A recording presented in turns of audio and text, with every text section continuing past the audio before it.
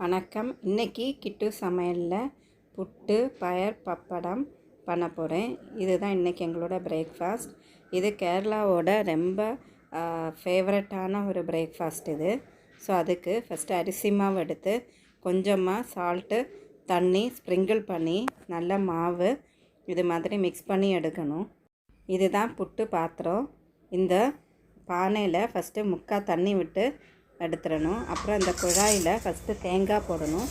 அதுக்கப்புறம் இந்த அரிசி மாவு மிக்ஸ் பண்ணி வச்சுருக்கிறது ஒரு லேயர் போடணும். திருப்பியும் கொஞ்சமாக தேங்காய் போட்டு இந்த அரிசி மாவு போடணும். இந்த மாதிரி லேயராக போட்டு நல்லா மூடி வச்சு ஸ்டீமிங் பண்ணி எடுக்கணும்.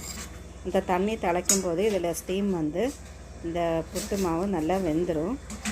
ஸோ இது ஈஸியான ஒரு ரெசிபி இது. அவ்வளோதான். ஸோ இதில் தேங்காய் போட்டு மாவு போட்டு அப்படி மெதுவாக பண்ணணும். பண்ணிவிட்டு இது மேலே வச்சு கேஸில் வச்சு நல்லா வேக வச்சு ஸ்டீமிங் வர வரைக்கும் வேக வச்சு எடுத்துடணும். அவ்வளோதான் புட்டு பண்ணுற வேலை. அடுத்தது பச்சை பயிறு நைட்டே சோப் பண்ணி வச்சுருந்தேன். இல்லை காலையில் கூட சோப் பண்ணாமலே கூட நம்ம வேக வச்சு எடுத்துடலாம். ஸோ 2 விசில் போட்டு கொஞ்சமாக சால்ட்டு போட்டு வேக வச்சு எடுத்துருக்கேன். இது நல்லா ஃபில்டர் பண்ணி தாளித்து எடுத்துடணும் அந்த பச்சை பயிறு. இப்போ அதுக்குள்ளே புட்டு வெந்துருச்சு, ஸ்டீம் வழியே வந்துருச்சு.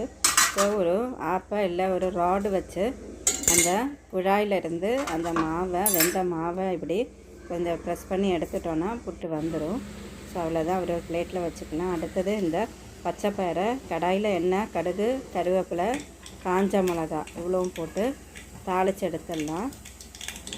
பச்சை பயிர் போட்டுட்டு அது கூட கொஞ்சமாக ஒரு கைப்பிடி அளவுக்கு தேங்காயும் துருவின தேங்காயும் போட்டு அடைச்சி எடுத்துடணும். அவ்வளோதான் இந்த பச்சை பயிர் பண்ணுறது.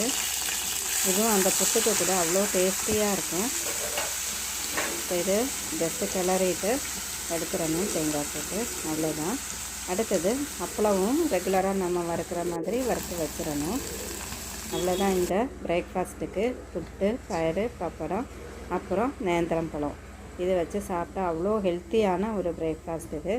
கண்டிப்பாக நீங்களும் இது வீக்லி ஒன்ஸு சாப்பிட்டு பாருங்கள். அவ்வளோ டேஸ்டியாக இருக்கும். இந்த வீடியோ உங்களுக்கு பிடிச்சிருக்கும்னு நினைக்கிறேன். தேங்க்ஸ் ஃபார் வாட்சிங் this video. Please do like share and subscribe Kittu சமையல்.